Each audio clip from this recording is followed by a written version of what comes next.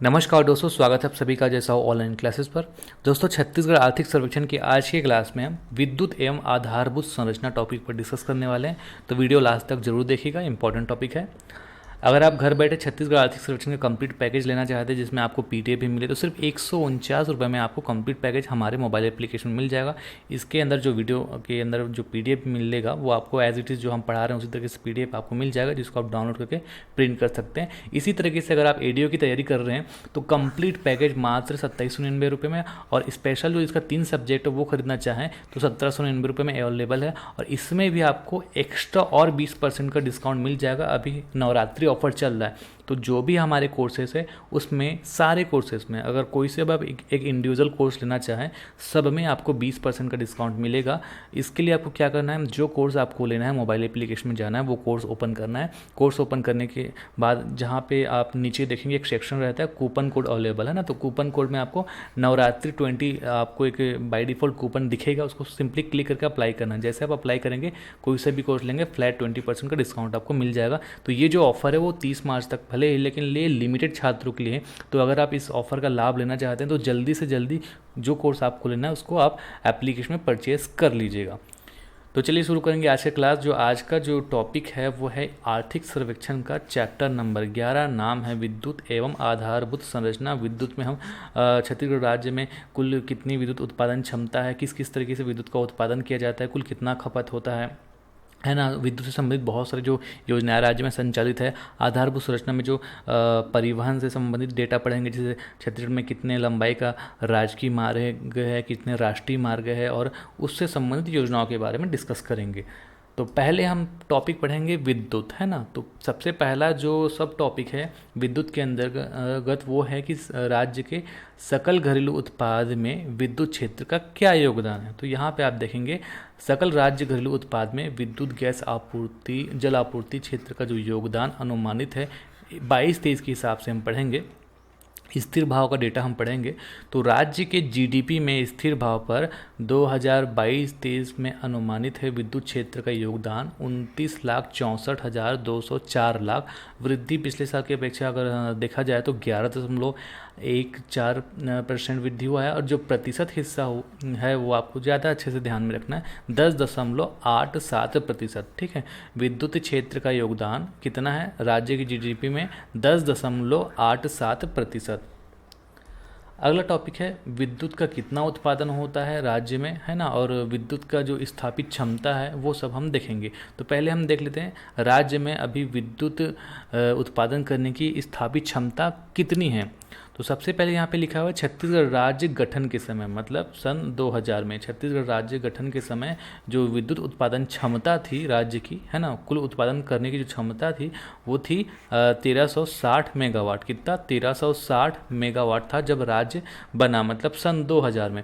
लेकिन यहाँ पे ध्यान देखेंगे 21 वर्ष के बाद ये बढ़कर 3424.70 मेगावाट हो गया था। यहाँ पे हो गया था लिखा है, बाद में ये क्या हुआ, कम हो गया। कैसे? कोरबा पूर्व ताप विद्युत गृह की सभी इकाइयाँ को डीकमीशनिंग करने के पश्चात, देखिए 1360 मेगावाट सन 2000 में था, फिर ये बढ़कर 3424 मेगावाट हो गया। लेकिन ये कोरबापुर ताप विद्युत गृह की जितनी भी इकाइयाँ थी, है ना, सभी इकाइयों को मिलाकर कोरबापुर ताप विद्युत गृह की क्षमता थी 240 मेगावाट। तो इसमें से 240 मेगावाट जब आप घटा देंगे तो कितना बच जाएगा, 2984 मेगावाट। तो अभी वर्तमान में ये क्वेश्चन ज़्यादा पूछा जा सकता है कि वर्तमान में छत्तीसगढ़ राज्य में कुल विद्युत उत्पादन करने की जो क्षमता है कितना है, 2984.70 मेगावाट, है ना। और इस तरीके से सन 2000 से लेकर अब तक वर्तमान में कितना वृद्धि हुआ है ऐसा पूछा जाए उत्पादन क्षमता में, तो 119% का वृद्धि हुआ है। ठीक है, तो अभी राज्य में उत्पादन क्षमता कितना है, 2984.70। ये थोड़ा सा डेटा याद रख लेंगे। कैसे याद रखेंगे, यहाँ पे 7 भी है, 8 भी है, 9 भी है, इस तरीके से थोड़ा दिमाग में रखना है ना। 2984.70 मेगावाट। तो ये जो कुल हमने क्षमता पढ़ा 2984.70 मेगावाट, इसमें अलग अलग कैटेगरी वाइज भी पूछ दिया जाए, जैसे कि ये तो कुल क्षमता हो गया, लेकिन इसमें जैसे ताप विद्युत इकाइयों की क्षमता कितना है, जल विद्युत इकाइयों की क्षमता कितना है, और अन्य तरीके से कैसे विद्युत उत्पादन किया जाता है उसका क्षमता कितना है, ऐसा पूछा जाए तो याद रखेंगे तापीय विद्युत क्षमता है छत्तीसगढ़ में सबसे ज़्यादा 2840 मेगावाट, और जलीय विद्युत क्षमता है 138.70 मेगावाट। और अन्य तरीके से जैसे आपका शक्कर कारखानों वगैरह में भी गन्ने के छिलके से बनाया जाता है बिजली वगैरह, तो उससे आपका 6 मेगावाट बन जाता है ना। तो इस तरीके से टोटल जो है उत्पादन क्षमता 2984.70 मेगावाट है। अब यहाँ पे हम खपत वगैरह भी देखेंगे, 2021-22 का डेटा हम देखेंगे जो कि बताया गया है, ठीक है। तो वित्तीय वर्ष 2021-22 में वार्षिक विद्युत उत्पादन कुल आपका जो हुआ 17,953.178 मिलियन यूनिट। जो उत्पादन है उसको मिलियन यूनिट में बताया जाता है। तो उत्पादन हुआ आपका 17,953, और जो खपत हुआ देखिए यहाँ पर खपत देखेंगे तो ये ज़्यादा हुआ है 25,161 मिलियन यूनिट।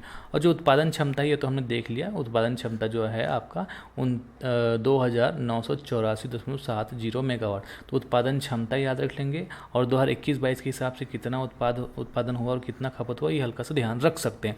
तो यहाँ पे जो कुल उत्पादन हुआ इसमें तापी, क्योंकि तापी क्षमता ज़्यादा है इसलिए तापी विद्युत गृह से उत्पादन भी ज़्यादा होगा। तो तापी जो उत्पादन हुआ है वो आपका 17,515.518 मिलियन यूनिट।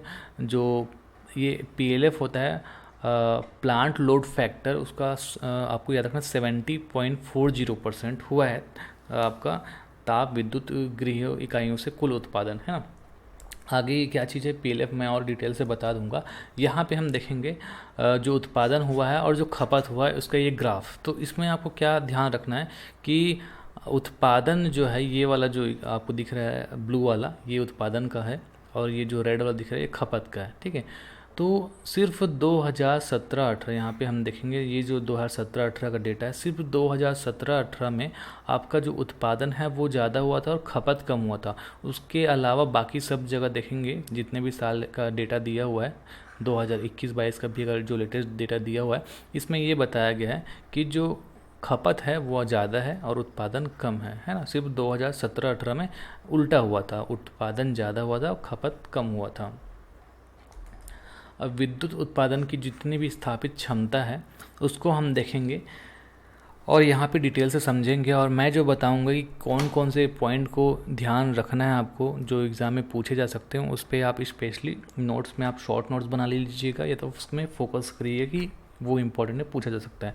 तो कुल तो हमने पढ़ लिया था 2984.70 मेगावाट स्थापित क्षमता है छत्तीसगढ़ में। अभी जो विद्युत उत्पादन करने की क्षमता है वो इतना है, ठीक है। अब यहाँ पे अलग अलग कैटेगरी में बांटा गया है, ताप विद्युत गृह, जल विद्युत गृह और अन्य तरीके से जो क्षमता है वो। तो ताप विद्युत गृह का जो कुल है मैंने आपको बताया था, ये ध्यान दीजिएगा 2840 मेगावाट। ताप विद्युत गृह जितना भी है ताप विद्युत क्षमता वो इतना है 2840 मेगावाट। और कुल जल विद्युत क्षमता है आपका 138.70 मेगावाट, और अन्य जो क्षमता है वो आपका 6 मेगावाट। ये तो आपको ध्यान रखना है।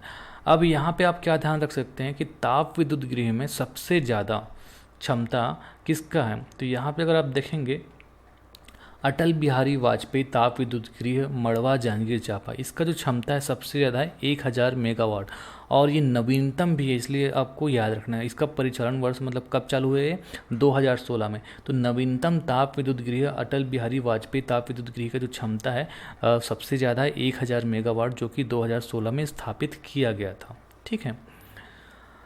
यहाँ पे जल विद्युत गृह में आप ये देख सकते हैं कि मिनी माता हसदेव बांगो जल विद्युत गृह की जो क्षमता है वो है सबसे ज़्यादा 120 मेगावाट। 1994-95 में इसका परिचालन वर्ष है, ठीक है। उस तरीके से आप ध्यान दे सकते हैं। इसके अलावा जल विद्युत गृह गंगरेल का जो है आपका 10 मेगावाट है, और जो यहाँ पे मल्टीप्लाई 3-4 ये लिखा है, इसका मतलब ये है कि यहाँ पे जैसे कि 2 लिखा हुआ है 2 × 250, तो डॉक्टर श्यामा प्रसाद मुखर्जी ताप विद्युत गृह कोरबापुर जो लिखा है इसमें 2 इकाई संचालित है, और एक एक इकाई का जो क्षमता है वो 250 मेगावाट है। इस तरीके से जो कुल क्षमता है वो है 500 मेगावाट। ठीक है, तो जो आपका अटल बिहारी वाजपेयी ताप विद्युत गृह जिसका सबसे ज़्यादा है, इसमें भी 2 इकाई है, 500 का, वो कुल है आपका 1000 मेगावाट। तो इस तरीके से आपका टोटल निकलता है 2984.70 मेगावाट। अन्य तरीके से जो उत्पादन हो रहा है, जो क्षमता है वो कैसे है, भोरम देव सह उत्पादन कबीरधाम। भोरम देव सहकारी शक्कर कारखाना में जो है गन्ने के छिलके से बिजली का उत्पादन किया जाता है। तो इसकी जो कैपेसिटी है वो है 6 मेगावाट। ये भी आप ध्यान में रख सकते हैं। तो जैसे पहले मैंने आपको बताया कि 3224 था आपका, यहाँ पे आप देख सकते हैं ना। अब ये जो है वर्तमान में 2984 मेगावाट क्षमता है। तो यहाँ पे जो लिखा हुआ है कोरबा पूर्व विद्युत गृह क्रमांक 3, जिसकी जो क्षमता थी 240 मेगावाट, ये जो है अभी इसको बंद कर दिया गया है। तो इसमें आप माइनस कर देंगे तो ये आ जाता है। अब विद्युत उत्पादन संयंत्रों की कुछ विशिष्ट उपलब्धियां पढ़ेंगे। ये उतना कुछ खास इंपॉर्टेंट नहीं है, जहाँ पे इम्पोर्टेंट रहेगा मैं आपको बता दूंगा, लेकिन अगर पूछ दिया जाए तो सुन लीजिए एक बार, है ना। वित्तीय वर्ष 2021-22 में वार्षिक विद्युत उत्पादन कुल 17,953 मिलियन यूनिट हुआ, जिसमें से तापी आपका सबसे ज़्यादा रहा 17,515 मिलियन यूनिट। अब PLF क्या होता है, प्लांट लोड फैक्टर। तो प्लांट लोड फैक्टर 70.40% रहा। और प्लांट लोड फैक्टर के हिसाब से पूरे देश में स्टेट वाइज कैलकुलेशन किया जाता है, मतलब नंबर वाइज, जैसे प्रथम कौन है, सेकंड कौन है, तृतीय कौन है, इस तरीके से निकाला जाता है। तो छत्तीसगढ़ जो स्थान है, चौथा स्थान प्राप्त हुआ। आगे मैं आपको चीज़ बता दूंगा। उसके बाद अगला है वित्तीय वर्ष 2021-22 में डॉक्टर श्यामा प्रसाद मुखर्जी ताप विद्युत गृह कोरबा पूर्व की यूनिट क्रमांक 2 ने सर्वकालिक 292 दिन लगातार चलने के कीर्तिमान भी स्थापित किया। जो डॉक्टर श्यामा प्रसाद मुखर्जी ताप विद्युत गृह है ना, इसमें जो 2 इकाई है उसका जो दूसरा का क्रमांक था, यूनिट क्रमांक 2, इसने लगातार 292 दिन चलने का रिकॉर्ड बनाया। आगे बढ़ते हैं। भारत सरकार के विद्युत मंत्रालय के अधीन कार्यरत केंद्रीय विद्युत प्राधिकरण की रिपोर्ट के मुताबिक Chhattisgarh state power generation company के विद्युत गृहों ने वित्तीय वर्ष 2021-22 में देश भर के ताप विद्युत गृहों का औसत PLF जो है 58.87% है। ये देश भर के ताप विद्युत गृहों का। इसकी तुलना में छत्तीसगढ़ का है आपका 70.40%। क्या चीज़, प्लांट लोड फैक्टर। तो ये जो है प्लांट लोड फैक्टर 70.40% छत्तीसगढ़ ने अर्जित किया है। तो इस तरीके से देश भर के 33 स्टेट पावर सेक्टर द्वारा संचालित विद्युत गृहों में छत्तीसगढ़ का जो स्थान है वो चौथा रहा। तो ये चीज़ आप याद रख सकते हैं। और केंद्रीय विद्युत प्राधिकरण रिपोर्ट के मुताबिक डॉक्टर श्यामा प्रसाद मुखर्जी ताप विद्युत गृह कोरबा ने देश के समस्त केंद्र व राज्य ताप विद्युत गृहों में 89.22% PLF के साथ चतुर्थ स्थान प्राप्त किया, है ना। तो आपको ये जो चीज़ें हैं वो एक बार पढ़ लीजिएगा अगर पूछा जाए तो। फिर अगला है ऑक्सिलरी खपत। ऑक्सिलरी खपत क्या होता है, जैसे जितने भी ताप विद्युत उत्पादन केंद्र हैं उनको संचालित करने के लिए भी बिजली चाहिए, तो उसमें जो खपत हो जाता है उसको ऑक्सिलरी खपत कहा जाता है। तो ऑक्सिलरी खपत का जो परसेंटेज रहा 21-22 में वो मात्र 7.81% रहा। वितरण हानि क्या होता है, जो विद्युत उपलब्धता होती है और जो विद्युत खपत होता है उसके बीच का जो अंतर होता है ना, मतलब डिस्ट्रीब्यूशन में जो लॉस हो जाता है उसको वितरण हानि कहा जाता है। तो वर्ष 2021-22 में वितरण हानि का प्रतिशत 18.12 रहा। ये थोड़ा सा इंपॉर्टेंट है, इसको ध्यान देंगे, है ना। यहाँ पे आप देखेंगे 2021-22 का डेटा दिया हुआ है विद्युत उपलब्धता, ठीक है, मिलियन यूनिट में 30,733 और जो खपत हुआ मिलियन यूनिट में वो 25,161 हुआ। तो यहाँ पे जो वितरण हानि हुआ है वो हुआ है आपका 5,571 मिलियन यूनिट, और इसको परसेंटेज में निकाला जाए तो 18.13% यहाँ लिखा है, और यहाँ शब्दों में जो लिखा है वो 18.12 लिखा है, ठीक है। तो 18.12 से 13 इस तरीके से ध्यान रख लीजिएगा। ये है आपका वितरण हानि प्रतिशत। फिर अगला है हाफ बिजली बिल स्कीम। हाफ बिजली बिल योजना के अंतर्गत जो भी बिजली का बिल आता है उसको हाफ कर दिया जाता है। तो इसमें और डिटेलिंग पढ़ेंगे कि कितना यूनिट तक आपको बिजली का बिल में हाफ बिजली बिल योजना का लाभ मिलता है। शासन द्वारा सभी घरेलू उपभोक्ताओं को 1 मार्च 2019 से प्रति माह खपत की गई 400 यूनिट तक की बिजली बिल पर बिल की आधा जो है राशि ही भुगतान करना रहता है। ये शासन द्वारा जारी किया गया है। प्रति माह कितना 400 यूनिट तक का अगर आप बिजली जलाएंगे उसका हाफ आपको पे करना पड़ेगा। इसके बाद अगर आप जलाएंगे आगे तक 401वां से लेकर जो भी आप जलाएंगे उसका तो आपको पूरा बिजली बिल देना होगा। तो 400 यूनिट तक प्रति माह अगर आप जलाते हैं तो उसका हाफ जो है बिजली बिल देना पड़ता है। ये हाफ बिजली बिल स्कीम। इस योजना के तहत समस्त बीपीएल एवं अन्य घरेलू श्रेणी के उपभोक्ताएं जो हैं उपभोक्ता है वो लाभान्वित हो रहे हैं। तो लाभान्वित उपभोक्ताओं की जो संख्या बताया गया है 2022-23 में वो लगभग 41.94 लाख बताया गया है। अगला है कृषक जीवन ज्योति योजना। राज्य शासन द्वारा कृषकों को वित्तीय राहत प्रदान करने के उद्देश्य से ये योजना लाया गया। योजना में जो कृषि पंप चलाए जाते हैं तो उसके बिजली पर अनुदान मिलता है। तो ये 2 तरीके से चलता है, आप यहाँ पे ध्यान देंगे।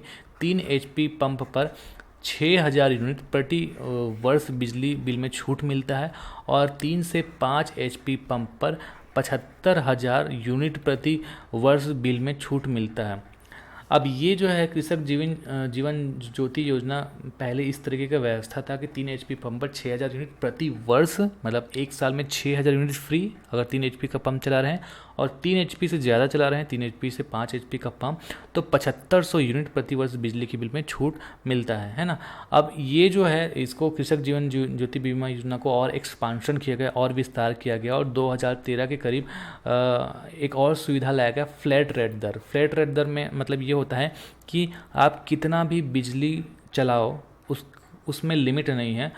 आपको जो फ्लैट रेट देना होगा वो प्रति HP के हिसाब से, कितना HP का पंप चला रहे हैं उसके हिसाब से प्रति महीना देना होगा। तो क्या लाया गया था, फ्लैट रेट पर विद्युत खपत की कोई सीमा नहीं, जितना भी आप चलाओ सिर्फ 100 रुपये प्रति HP प्रति माह। जैसे आप 3 HP का पंप चला रहे हैं तो 300 रुपये प्रति माह, 5 HP का पंप चला रहे हैं तो 500 रुपये प्रति माह। इसको फ्लैट रेट दर कहा गया है ना।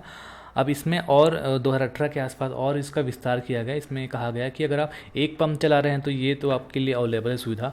दूसरा, अगर आप एक ही साथ दूसरा पंप चला रहे हैं तो 5 HP तक के द्वितीय पंप के लिए 200 रुपये प्रति माह प्रति HP है ना।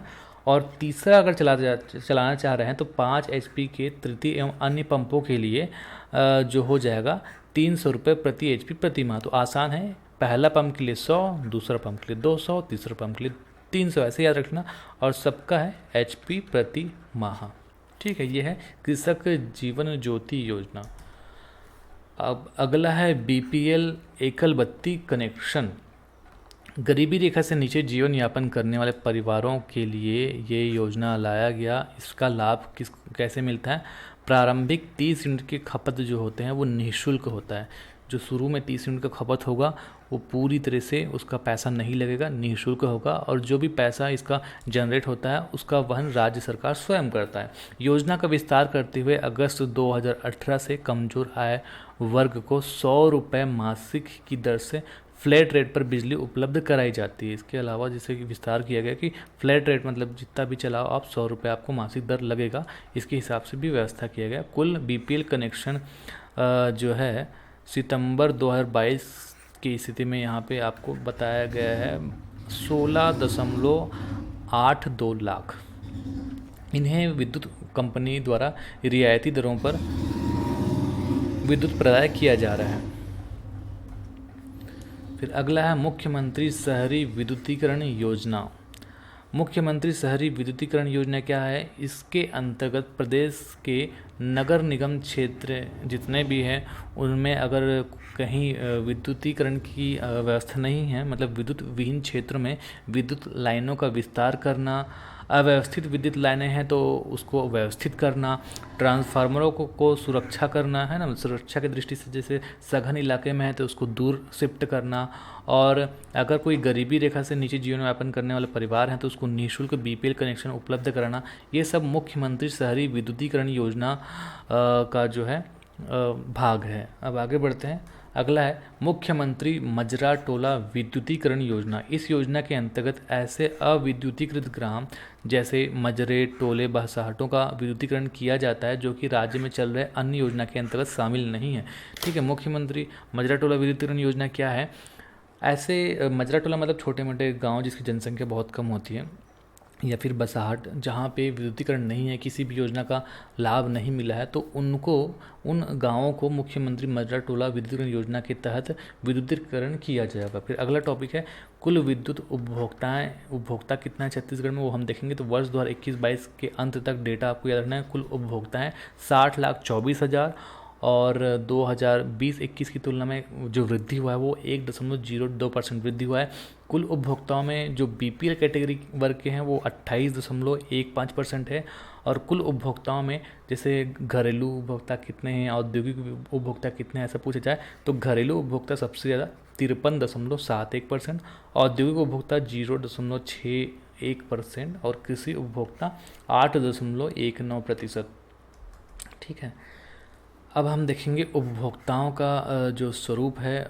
यहाँ पे हम देखेंगे कि कितना जो है विक्रय हो रहा है राज्य में, कुल विद्युत विक्रय का विवरण। तो सबसे ज़्यादा कौन खरीद रहा है, यहाँ पे हम देखेंगे तो औद्योगिक क्षेत्र जो है सबसे ज़्यादा बिजली खरीद रहा है 37.89%। उसके बाद आपका घरेलू उपभोक्ता जो है 24.99%। तो सबसे ज़्यादा जो बिजली खरीद कौन रहा है, कहाँ जा रहा है सबसे ज़्यादा बिजली? औद्योगिक क्षेत्र में। कितना? 37.89%। फिर अगला है राजस्व संग्रहण। वर्ष 2021-22 में समस्त प्रकार के उपभोक्ताओं से, मतलब जितने भी ये सारे उपभोक्ता हैं, इनसे कितना पैसा छत्तीसगढ़ राज्य को प्राप्त हुआ? तो 15,458.26 करोड़ राजस्व संग्रहण किया गया। फिर आगे हम बढ़ेंगे। अगला टॉपिक है परिवहन एवं संचार। सकल राज्य घरेलू उत्पाद में परिवहन क्षेत्र का योगदान देख लेते हैं। तो परिवहन क्षेत्र का योगदान 2022-23 में अनुमानित है 5,13,115 लाख। प्रतिशत हिस्सा जो है सकल राज्य घरेलू उत्पाद में परिवहन क्षेत्र का वो 1.88% रहा। वर्ष 2021-22 में राज्य में 2,777 किलोमीटर सड़कों का निर्माण किया गया। कितना? 2,777 किलोमीटर सड़कों का निर्माण 2021-22 में किया गया।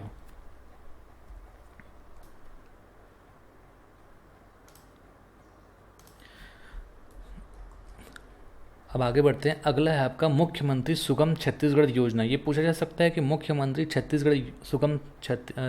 सुगम छत्तीसगढ़ योजना जो है इसका उद्देश्य क्या है? तो मुख्यमंत्री सुगम सड़क जो योजना है, यहाँ पे आप करेक्ट कर लीजिए, टाइपिंग मिस्टेक हुआ है। मुख्यमंत्री सुगम सड़क योजना है। मुख्यमंत्री सुगम सड़क योजना का उद्देश्य समस्त महत्वपूर्ण सार्वजनिक शासकीय भवनों एवं सार्वजनिक स्थलों को 12 पहुंच मार्ग से जोड़ने का ये योजना है। ठीक है, जितने भी सार्वजनिक भवन है, चाहे वो शासकीय अस्पताल हो, स्कूल हो, जितने भी सरकारी भवन हो, उसको 12 पहुंच मार्ग से जोड़ने की योजना है मुख्यमंत्री सुगम सड़क योजना। और 2021-22 के लिए इस योजना के अंतर्गत कुल 3,371 मार्गों से 1,302 कार्य पूर्ण किए गए। हालांकि ये डेटा इतना ध्यान रखने योग्य नहीं है। आगे बढ़ते हैं। छत्तीसगढ़ में सड़क मार्ग की स्थिति हम पढ़ेंगे। यहाँ पे जो डेटा है वो इम्पोर्टेंट है। ठीक है, जो सड़कों की लंबाई बताया गया है 2022 की स्थिति में, राष्ट्रीय राजमार्ग की लंबाई कुल बताया गया है आपका 3,526 किलोमीटर इम्पॉर्टेंट है। और जो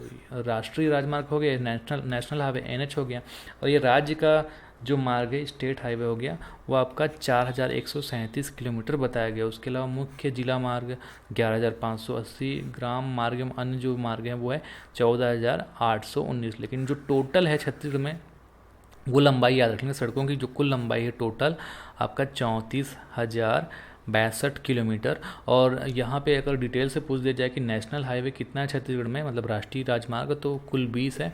और जो स्टेट हाईवे है कितना है? टोटल 27 है ना। तो ये सारी चीज़ें आपको याद रखना है। तो अगर आपको ये वीडियो अच्छा लगा तो वीडियो को लाइक कर दीजिएगा। इससे संबंधित जितने भी MCQs वगैरह हैं वो हम अगले क्लास में देखेंगे। अब हम कुछ मुख्य बिंदु पढ़ेंगे। आज की क्लास में हमने जितना भी पढ़ा है उसको हम और रिवीजन करेंगे, मुख्य पॉइंट पर ध्यान देंगे। ठीक है, तो विद्युत क्षेत्र में हमने देखा था कि विद्युत क्षेत्र का राज्य के सकल घरेलू उत्पाद में भागीदारी 29,64,205 लाख अनुमानित है। राज्य की स्वयं की विद्युत उत्पादन की कुल जो क्षमता है नवंबर 2000 में जैसे 1360 मेगावाट था, वो अब बढ़कर 2984.70 मेगावाट हो गया। मतलब 2000 से लेकर अब तक ग्रोथ कितना हुआ, 22 वर्ष में 119% की ग्रोथ मतलब वृद्धि हुई है। वर्ष 2021-22 में वितरण हानि का जो परसेंटेज है वो 18.12% रहा। वर्ष 2021-22 के अंत में कुल उपभोक्ताओं की संख्या 60,24,000 है। और हाफ बिजली बिल स्कीम के तहत आपको ये याद रखना कि 41.94 लाख उपभोक्ताओं को छूट दी जा चुकी है।